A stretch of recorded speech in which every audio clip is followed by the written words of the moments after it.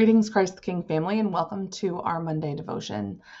This week, if you were worshiping with us in person or online on Sunday, you heard the two healing stories, one about the Syrophoenician woman and the other about the blind man. And the Syrophoenician woman is one of my favorite stories in Scripture, largely because of the way she is so tenacious about her faith. So this woman's got three strikes against her, right? She's a woman, shouldn't be talking to a man alone.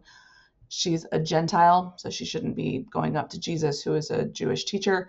And she's advocating for her daughter. And daughters in this culture, not really worth the advocating. And so she's already being pretty tenacious, even just going and talking to Jesus in the first place. But then she gets hit pretty hard by Jesus. And if you were with us for the sermon yesterday, you heard about how calling Gentiles dogs was a racial slur, right?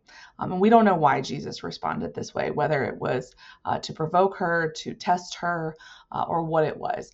Remember, it was not a sin. We're not saying Jesus somehow was sinning, because in the time and in the place, using a racial slur against Gentiles would not have been considered a sin. So when we hear this story, it's very surprising for us to know that Jesus is doing this, but the woman pushes back. So this is obviously not the first time she's heard this, and she's got a response. She is ready for Jesus. When he says, "Let the children be fed first, for it is not right to take the children's bread and throw it to the dogs," she answered him, "Yes, Lord, yet even the dogs eat under the table, eat the children's crumbs." Right? And so she is very tenacious in her faith. And so what I want us to take from that today is that you have a tenacity in your own faith in some area, right? Whether it's that of prayer, that you are a tenacious prayer. I don't like the word prayer warrior, but that's what I'm coming up with right now. Maybe you really believe in the power of prayer and you know it makes a difference. And so you are tenacious in your prayer. And for that, we are thankful.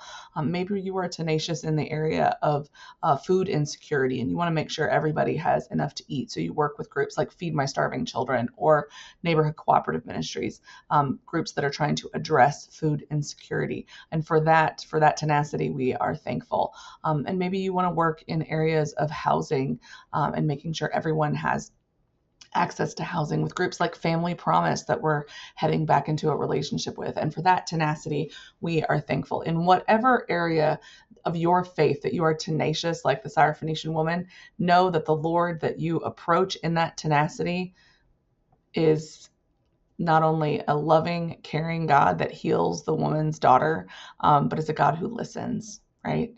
Even when we feel like we've been knocked down, like this woman, God is still listening. God is still there with us.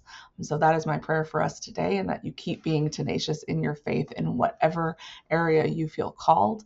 And with that, I hope you have a great week. Bye.